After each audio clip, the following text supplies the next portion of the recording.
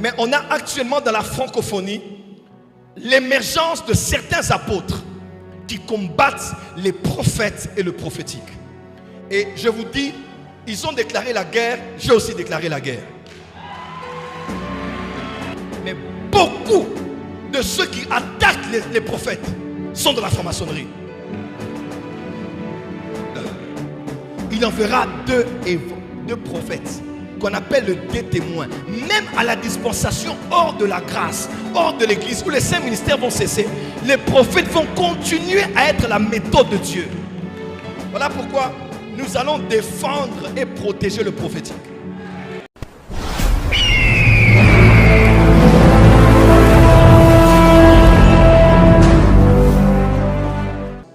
Qu'est-ce que Christ est venu faire? Accomplir ce qu'avaient dit les prophètes. Parce qu'un vrai apôtre ne combat pas les prophètes.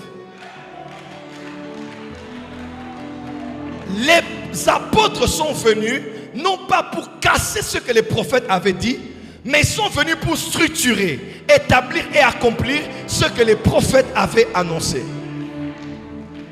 Un vrai apôtre complète le travail du prophète. Il prend l'inspirationnel, il le met dans le structurel. Dieu dit, c'est le temps de reprendre les évangélisations porte à porte.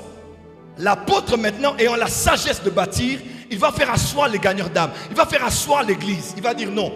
Il faut qu'on appelle un évangéliste qui a l'onction évangélique, qui vienne par exemple donner un séminaire sur la mission et nous expliquer comment gagner les âmes en porte à porte. Si vous rencontrez des musulmans, des athées ou des personnes méchantes, comment faire? Donc le prophète a donné l'inspirationnel, mais l'apôtre a bâti une structure pour que ce que a dit le prophète s'accomplisse.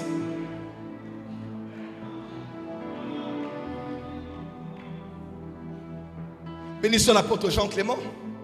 C'est un prophète lui-même. Et il est entouré de prophètes, il respecte les prophètes. Mais on a actuellement dans la francophonie l'émergence de certains apôtres qui combattent les prophètes et le prophétique. Et je vous dis, ils ont déclaré la guerre, j'ai aussi déclaré la guerre. Ton amen est comme la main de quelqu'un qui est envoûté.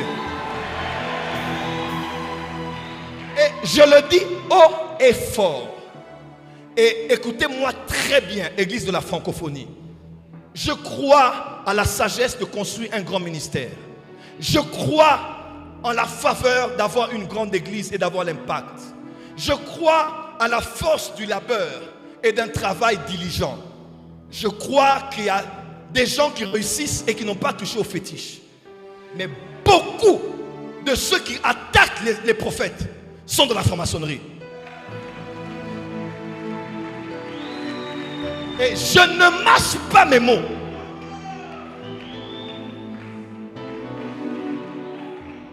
L'autorité apostolique ne détruit pas, il encadre, il régule, il structure, il fait avancer.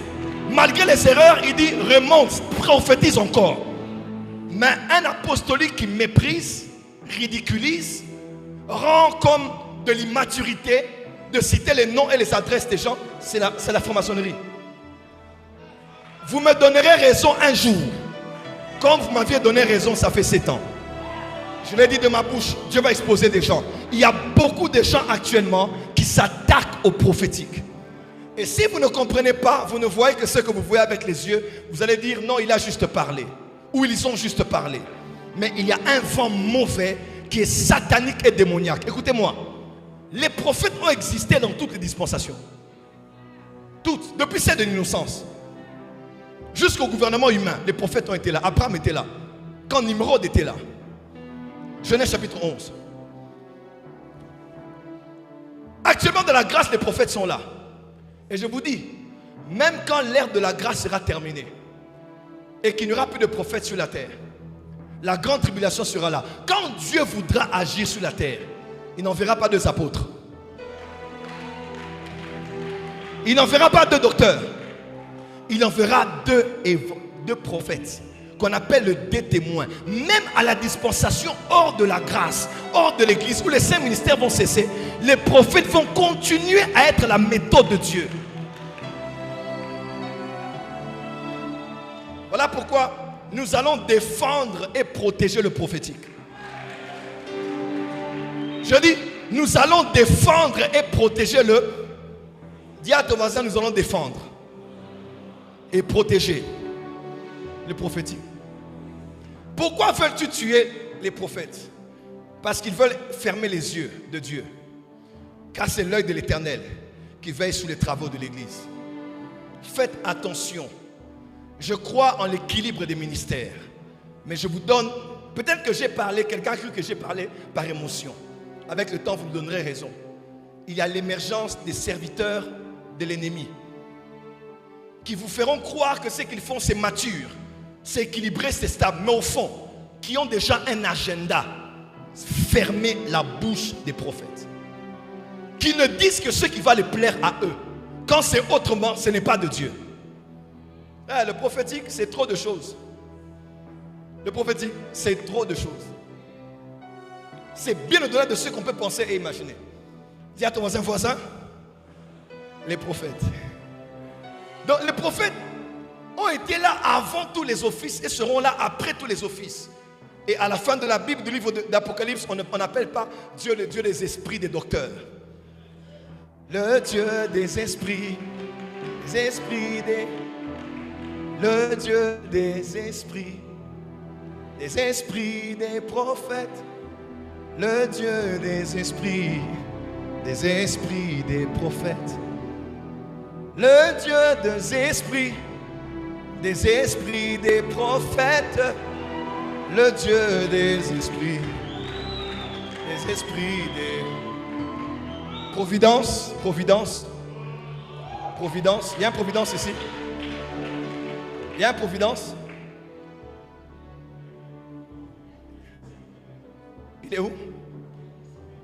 Il est à Kin. Sa bénédiction, c'est à Kin. Hein? Oui, il a été fidèle. Il a été fidèle. Vous allez lui dire. Kassongo, c'est lui. Hein? Il est à Kin. Hein? Il est en ligne. Bon, je lui dis 2-3 choses.